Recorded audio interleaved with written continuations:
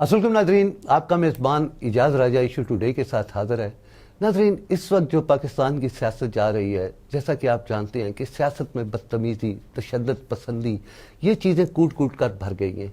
اگر ہم سابقہ سیاست کی بات کریں تو سیاستدان ایک سمبل ہوتا تھا عوام کے لیے، معاشرے کے لیے، لیکن ہمارا یہ سیاسی کلچر کیوں چینج ہوا، کیسے ہوا اور کب ہوا، انہی تمام تر باتوں پہ گفتگو کرنے کے لیے آج میرے ساتھ اسٹوڈیو میں تشریف رکھتے ہیں راجہ شاہد ظفر صاحب، جو کہ سابقہ منسٹر ہیں اور سیاست سے انہوں نے کنارہ کشی کر لی ہے۔ تو راجہ صاحب سے یہی پوچھوں گا کہ سیاست آخر انہوں نے کیوں چھوڑی؟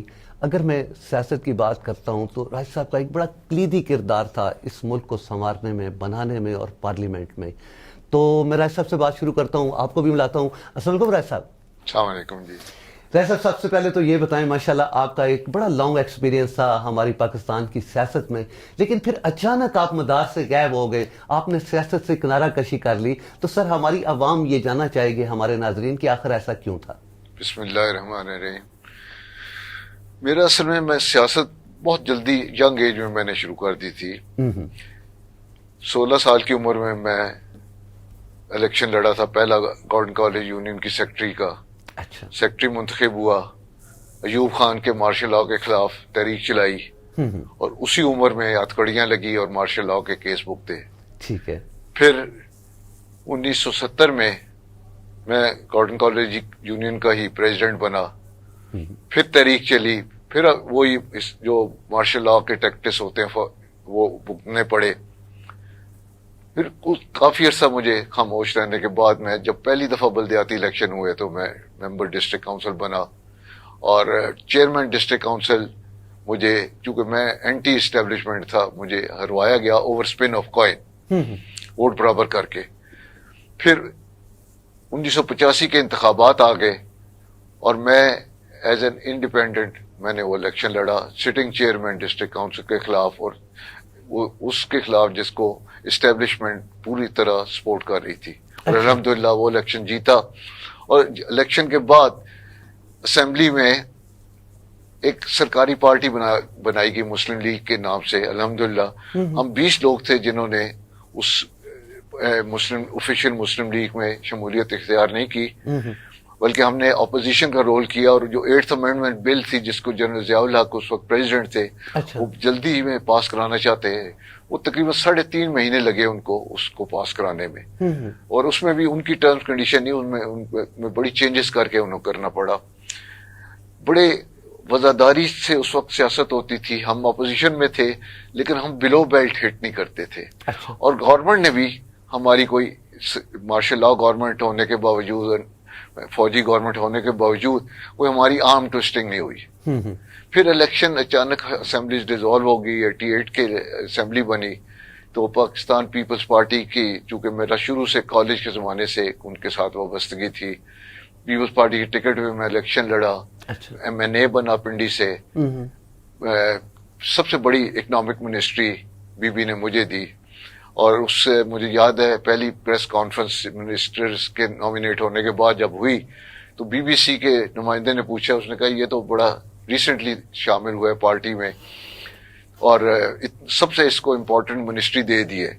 تو بی نے کہا کہ میں اس کو جانتی ہوں، اس کے روٹ جو ہے، یہ تو پیپلز پارٹی بنانے والا ہے، اور یہ بات صحیح ہے کہ پیپلز پارٹی کی بننے سے پہلے بھٹو صاحب ہمارے گھر آئے تھے پنڈی میں، اس وقت ان کو کوئی بلاتا نہیں تھا یا اس کو ملنے کی اجازت نہیں ہوتی تھی، لیکن میں نے اس وقت as a student leader in کو بلایا تھا، تو وہ ساری چیزیں بی کے ذہن میں تھی، اور انہوں نے کہا منسٹری میں اس کو اتنی امپورٹنٹ اس لیے دے رہی ہوں کہ مجھے پتا ہے جس کا آدمی کو جنرل ضیاء الحق نہیں خرید سکتا وہ بکے گا نہیں، اور الحمدللہ اللہ کا شکر ہے جب 1988 میں یہ حکومت بھی ڈیزالو ہوئی تو گورنمنٹ نے، اس وقت کی گورنمنٹ نے یہ کہا کہ میں اکاؤنٹیبلٹی ہم کریں گے، اور الحمدللہ ساری منسٹریز پہ ریفرنس بنے سوائے میری منسٹری پہ، کیونکہ میرا مشن یہی تھا کہ میں نے کام کرنا ہے، اور میں نے کام کر کے الحمدللہ دکھایا تھا۔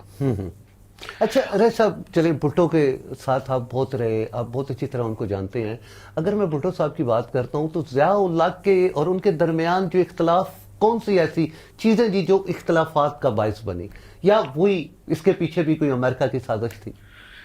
نہیں جی، سازشیں تو ہوتی رہتی ہیں، لیکن بھٹو صاحب کا بھی قصور یہی تھا کہ انہوں نے اسلامک سمٹ بلائی تھی، انہوں نے آئل کو ایز اے ویپن یوز کرنے کے لیے کہا تھا، مطلب وہ بھی مسلمانوں کی اور اسلام کی اور پاکستان کی خدمت میں مصروف تھے، انٹرنیشنل لیول پہ مسلمانوں کو جوڑنا چاہتے تھے، جوڑنا چاہتے تھے، اور اس میں وہ کامیاب بھی ہوئے تھے کافی حد تک.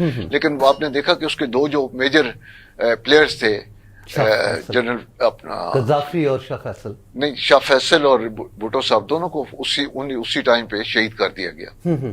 بعد میں جو باقیوں کے ساتھ حال ہوا وہ بھی آپ نے دیکھ لیا. لیکن میں یہ سمجھتا ہوں کہ بھٹو صاحب جیسا لیڈر صدیوں بعد ہی پیدا ہو سکتا ہے.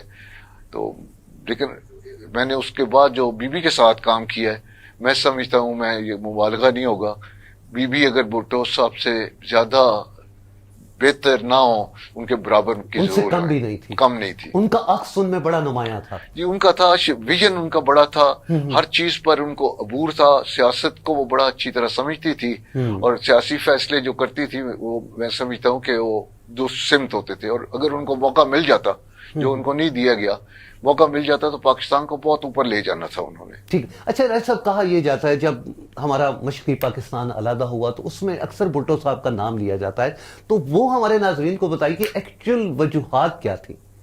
بات یہ ہے کہ ایک دن یہ معاملہ ایک دن کا نہیں ہوتا، یہ ایک چیز تسلسل سے چلی آ رہی تھی، اور وہ اپنے آپ میں رومی کا احساس ان میں بہت زیادہ بڑھ چکا تھا. اور دوسرا ان پہ جو چند ایک ایسے لیڈر تھے جو انڈیا کے ہاتھوں میں پہنچ چکے تھے اور انڈیا کے ہاتھوں میں کھیل رہے تھے، اور انڈیا کی بلیسنگز کے بغیر وہ ہم سے علیحدہ نہیں ہو سکتا تھا. تو یہ کہا جا سکتا ہے کہ انڈیا کی اس میں کافی حادثہ سازش تھی. کافی سر، پورا آپ ہاتھ نذیر صاحبہ کا بھی ذکر کر رہے ہیں، تو ان کے بارے میں تھوڑا سا مزید روشنی ڈالیں گی، ان کی شخصیت کے بارے میں؟ کن کے؟ بی بی؟ بیوی کے بارے میں. جی، بی بی کے ساتھ میں کہہ رہا ہوں جی کام کیا. ایک تو بی بی میں بڑی کوالٹی یہ تھی کہ وہ ہر بندے کی عزت کرتی تھی، اور یہ جو ان کے بارے میں ایک غلط تاثر دیا جاتا ہے کہ وہ بڑی ایروگنٹ تھی، میں قطعاً اس چیز سے ایگری نہیں کرتا. غلط کام وہ کرتی نہیں تھی اور غلط کام وہ کرنے نہیں دیتی تھی. اور مجھے یاد ہے کہ میرے پاس کچھ دوست، ہمارے کولیگس جو ہیں منسٹرز، وہ کوئی کام لے کر آتے تھے، اور جو کام نہیں جائز نہیں ہوتا تھا اور میں انکار کر دیتا تھا، اور جب وہ بی بی کے پاس لے کے جاتے تھے تو بی بی یہی کہتی تھی کہ میں اس کو کچھ نہیں کہہ سکتی، غلط کام نہ میں خود کرتی ہوں نہ یہ کرتا ہے، اور نہ میں اس سے غلط کام کروا سکتی ہوں. تو میں سمجھتا ہوں کہ شی واز کلین. بعد میں جو حالات ہوئے اس کے بارے میں تو میں کچھ زیادہ بات نہیں کر سکوں گا، لیکن میرے دور تک 1990 تک بی بی کے بہت بڑی کنٹریبیوشن ہے اس ملک کی ترقی میں. اور اس وقت کافی زیادہ انڈسٹریلائزیشن ہوئی، پرائیویٹائزیشن شروع ہو گئی تھی، اور ملک کو ایک ڈائریکشن کی طرف لے کے جا رہے تھے. اچھا سر، یہ بتائیں کہ پیپل پارٹی، ظاہری بات ہے چاروں صوبوں کی زنجیر کہا جاتا تھا بینظیر صاحبہ کو، اور واقعی ان کی اکثریت چاروں صوبوں میں ان کی جڑیں تھی. لیکن بی بی کے بعد کیا وجوہات ایسی ہوئیں کہ پیپل پارٹی ایک بس صوبے تک محدود ہو کے رہ گئی؟ دیکھیں جی، ایک لیڈر ایک ہی ہوتا ہے. اب ذوالفقار علی بھٹو کے بعد اتفاق تھا کہ ان کی بیٹی جو ہے وہ اس میں وہ کرزما تھا، اور اب میں دیکھ رہا ہوں بلاول بھٹو میں وہ کرزما ہے. جس طریقے سے ابھی اس نے ڈیواس میں کنڈکٹ کیا اپنے ملک کو اور اپنے آپ کو، تو میں یہ سمجھتا ہوں کہ یہ ایسی چیز ہے جو بلڈ میں آتی ہے، اور ہر آدمی لیڈر نہیں بن سکتا. ٹھیک ہے، ان کی جانشینی پہ کوئی اور، جیسے آصف علی زرداری صاحب آ گئے تھے، وہ بھی ایک شیڈولڈ لیڈر ہیں، اس میں کوئی شک نہیں، لیکن وہ ایک اپنی سوچ کے حامی ہیں، اور بے نظیر بھٹو ایک اپنی سوچ کی حامی تھی. اس کے علاوہ سر یہ بتائیں کہ ضیاء الحق صاحب نے جو دو بڑے کام کیے تھے، پنجاب میں نون لیگ کو انہوں نے آگے لائی. اس کے علاوہ اگر ہم کراچی کی بات کرتے ہیں، سندھ کی بات کرتے ہیں، تو وہاں پہ پیپل پارٹی کو ختم کرنے کے لیے ایم کیو ایم کو بڑا پروموٹ کیا گیا، جس کے بعد ایم کیو ایم جسے کہا جاتا تھا روشنیوں کا شہر، وہ قتل و غارت کا شہر بن گیا. تو آپ کیا سمجھتے ہیں ضیاء الحق کی کون کون سی ایسی غلطیاں تھیں جو اس ملک کو لے ڈوبی؟ میرا خیال ہے جی، ضیاء الحق کی سب سے بڑی غلطی تھی کہ وہ بیرونی طاقت میں ہاتھ کھیلتے ہوئے پاکستان میں جمہوریت کو ڈیریل کیا، اور پاکستانی اور ایک اسلامک سب سے بڑے لیڈر ذوالفقار علی بھٹو کو اس نے ناجائز پھانسی لگائی. پھر اس نے यहाँ फिरका वारियत का आगाज किया, ड्रग्स कल्चर उस वक्त इंट्रोड्यूस हुआ, गन्स कल्चर उस वक्त इंट्रोड्यूस हुआ, जिसकी आज तक हम सजा भुगत रहे हैं। जी बिल्कुल। मैं समझता हूँ कि उसको तो अल्लाह ने अपनी सजा दे दी है। ठीक हो गया। अच्छा सर, अगर हम बात करते हैं ज़ियाउल हक साहब की हम बात कर रहे हैं, तो आप ये बताएं कि रशिया के खिलाफ तालिबान को बनाने वाला ये पाकिस्तान या अमेरिका था, बाद में उन्हीं तालिबान को वो हमारे दुश्मन बन गए, तो उसके बारे में थोड़ा सा आप रोशनी डालेंगे? गलतियां तो होती है उस वक्त, ये तो उस वक्त के जो इंचार्ज गवर्नमेंट में हो उन्होंने ये फैसला करना होता है कि उनके लिए कौन सा रास्ता बेहतर है। लेकिन हमारा, चूंकि हम बहुत ज्यादा डिपेंडेंट हो जाते हैं एक सुपर पावर पे, और वो डिक्टेशन देने शुरू कर देते हैं। तो उस वक्त भी यही हुआ था कि हमारे पास चॉइस उन्होंने नहीं छोड़ी थी, हमें उन्होंने यूज किया और इस्तेमाल करने के बाद उन्होंने हमें टिश्यू पेपर की तरफ फेंक दिया। यही बात अभी इस दफा भी हुई है, हमें इस्तेमाल किया गया अफगानिस्तान के खिलाफ, जी बिल्कुल, और उसके बाद भी हमें बिल्कुल डिसोन कर दिया गया। सर क्या वजह है कि आप क्या समझते हैं हमारे सियासतदानों की कमजोरियां हैं, या कौन सी ऐसी वजूहात हैं कि हम गैर मुल्कियों के कहने पे अपनी पॉलिसियां बनाते हैं, अपने मुल्क को तबाही की तरफ ले जाते हैं, और अपनी आवाम का क्यों नहीं हम सोचते? किसी ने बड़ा भला कहा है जी कि बेगर्स आर नॉट चूजर्स। जब हम किसी का खाएंगे या $1 वहां से आएंगे, उनके इंतजार करेंगे या उनको से फायदा उठाएंगे या उनसे नाजायज किस्म के हमने फैसिलिटीज लेनी है, तो जाहिर है उनकी डिक्टेशन हमें सुननी पड़ेगी। तो सर क्यों नहीं, हमारे यहाँ ऐसी क्यों नहीं, हम अपने खुद कफील क्यों नहीं होते? उसकी क्या वजूहत आप समझते हैं? हमारी पॉलिसियां गलत हैं, हमारे सियासतदान गलत हैं? आपको डायनामिक लीडरशिप चाहिए और आपको अपनी इकोनॉमी स्ट्रांग करनी पड़ेगी। अपनी इकोनॉमी स्ट्रांग होगी, आपको किसी पे डिपेंडेंस नहीं रहेगा। और उसके बाद अगर लीडर हो, स्ट्रांग लीडर हो और पब्लिक रियलाइज करे, और आपको, मैं समझता हूं कि वो इस क्राइसिस से निकाल सकता है। सर नून लीग के बारे में आप क्या कहेंगे? प्राइम मिनिस्टर, अगर हम बात करते हैं मियां साहब की, मियां नवाज शरीफ साहब की, तो इस मुल्क के 3 बार वो प्राइम मिनिस्टर बने, लेकिन वो अपनी हुकूमत का जो था वो टर्न्योर पूरा नहीं कर पाए। आप क्या समझते हो, उनमें अबिलिटी नहीं थी, एक लीडर क्वालिटीज नहीं थी, या क्या वजूहात थी? सर देखिए, मियां साहब की तरफ जितनी हुकूमतें आई हैं, उन्होंने अपना टेन्योर, सिर्फ एक हुकूमत के अलावा किसी ने अपना टेन्योर पूरा नहीं किया, ना करने दिए। मियां साहब में 100 क्वालिटीज होंगी, लेकिन मियां साहब के अपने कुछ गलत फैसले थे, क्योंकि आप पाकिस्तान में रहकर इस्टेब्लिशमेंट के साथ आप लड़ाई नहीं कर सकते, या आपको दोनों को साथ लेके चलना पड़ता है। और मैं समझता हूं कि दोनों दफा या तीनों दफा जब भी उनके साथ ये वाकया पेश आया, उनका हमेशा इस्टेब्लिशमेंट के साथ झगड़ा होना है, उसके बाद ये वाकया पेश आया। लेकिन मैं ये समझता हूं कि अभी मौजूदा जो प्राइम मिनिस्टर हैं मियां शहबाज शरीफ, ये काफी एक्सपीरियंस्ड है और तहमुल मिजाज है। मुझे लगता है अगर इनको मौका दिया जाए तो शायद ये मुल्क को इस क्राइसिस से निकाल सके। इसके अलावा सर ये बताएं कि हमारे यहाँ ये जो विरासती सियासत है, आप इसको किस नजर से देख रहे हैं? मैं तो बिल्कुल इसके हक में नहीं हूँ जी, ये किसी की राइट नहीं है। लेकिन बदकिस्मती से हमारा, सिर्फ पाकिस्तान में नहीं, बांग्लादेश में देख लें, श्रीलंका में देख लें, इंडिया में देख लें, ये जो है विरासत की सियासत ये चलती आ रही है, और इसी चीज ने मुल्क को तबाह किया है। आपके लिए नई लीडरशिप को आने ही नहीं देते, वही फैमिलीज में चीजें रिजॉल्व होती रहती है। तो सर ये चले, अभी अगर हम बात करते हैं अदम एतमाद जो इमरान साहब के खिलाफ लाई गई है, आप क्या समझते हैं, ये क्या वक्त सूटेबल था नून लीग के लिए या पीडीएम के लिए? किसी के लिए नहीं सूट था। ये तो मैं कह रहा हूँ मुल्क के लिए भी ठीक नहीं था कि एक गवर्नमेंट चल रही है, उनका राइट था कि उनको 5 साल पूरे करने देते, वो अपनी पॉलिसीज बनाते और पॉलिसीज को इम्प्लीमेंट करते। और अगर ये देखते कि उनकी 5 साल के बाद लोग, पब्लिक देखती कि उन्होंने जो पॉलिसीज बनाई थी या वादे किए थे पूरे नहीं किए, तो लेट पीपल डिसाइड, लोग डिसाइड करते कि ये इनको हुकूमत में आना चाहिए या नहीं आना चाहिए।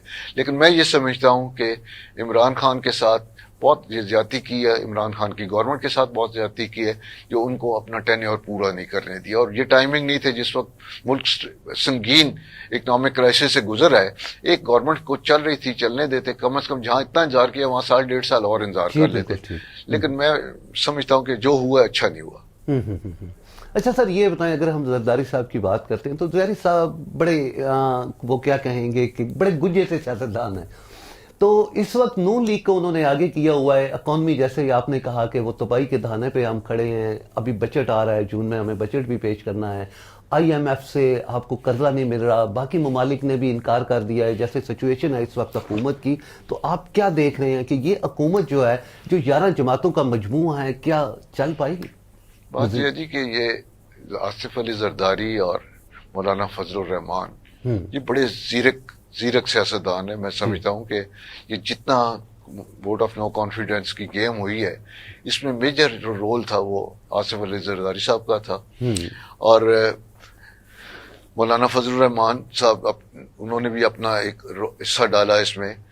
اب زرداری صاحب نے جو گورنمنٹ دی ہے وہ تو ایک ان کا اپنا جو انٹرنل میرٹ بنتا تھا, ان کی زیادہ سیٹیں تھیں اس لیے نون لیگ کو دی ہیں. لیکن اب یہ ایک بات اچھی لگ رہی ہے کہ ساری جتنی 11 پارٹیز ہیں یہ سارا جتنا برڈن ہے وہ ڈسٹریبیوٹ کر رہی ہیں اور کیری کرنے کو تیار ہیں. اور اگر اس کو سارے اون کر لیں, اس میں آپ کو ملک کو بچانے کے لیے, ملک کی اکانومی کو ٹھیک کرنے کے لیے اگر حکومت کو کچھ سخت فیصلے کرنے پڑے, عوام پہ بوجھ ڈالنا پڑے, تو میں یہ سمجھتا ہوں کہ یہ ملک کے زیادہ مفاد میں ہوگا, بجائے کہ ہم آنکھیں بند کر کے, جیسے اونٹ صحرا میں آنکھیں بند کر کے سوچتا ہے کہ آندھی نہیں آ رہی, تو اس لیے ہمیں اس طرح کے فیصلے نہیں کرنے چاہیے. سر آپ کیا سمجھیں اس وقت جو ملک کی بہتری کے لیے بولڈ فیصلے بہتر ہیں یا کہ الیکشن کی طرف ہمیں جانا چاہیے؟ دیکھیں جی, الیکشن کا پہلی بات تو ہے الیکشن کمیشن ابھی تک تیار نہیں ہے اس کے لیے کہ الیکشن کرا سکتے ہیں. دوسری بات یہ ہے کہ ابھی اس ملک میں اتنا ٹینس ماحول بنا ہوا ہے کہ پوری قوم ڈیوائیڈ ہو چکی ہے, جو کبھی نہیں ہوا تھا. ہمارے ٹائم سیاسی مخالفت ہوتی تھی, اب سیاسی دشمنیاں ہو گئی ہیں. تو میں یہ سمجھتا ہوں کہ کچھ ٹائم مل کے بیٹھ کے اپوزیشن کو اور عمران خان صاحب کو مل کے بیٹھ کے ایک کنسنسس ڈیولپ کر لیں کچھ عرصے بعد کہ الیکشن جو ہونے چاہیے جلدی ہو جائیں, تو ملک کی بہتری کے لیے اگر ہوں تو بے شک میں کہہ رہا ہوں جتنا جلدی ہو سکے ہو جائے. اور اگر موجودہ حکومت کو چلنے سے کچھ ملک کو فائدہ ہو سکے تو پھر ان کو تھوڑا سا ٹائم دے دے تاکہ یہ ملک کے حالات کو بہتر کر سکے. ناظرین, پروگرام ہمارا جاری ہے, آپ کہیں نہ جائیے گا, ہمارے ساتھ رہیے گا. یہاں پہ وقت ہوا ایک چھوٹے سے بریک کا. ویلکم بیک ناظرین. رائے صاحب, ہمارے ناظرین یہ بھی جاننا چاہے ہوں گے کیونکہ آپ میڈیا پہ آتے ہی نہیں ہیں, بہت کم آپ کو دیکھا جاتا ہے.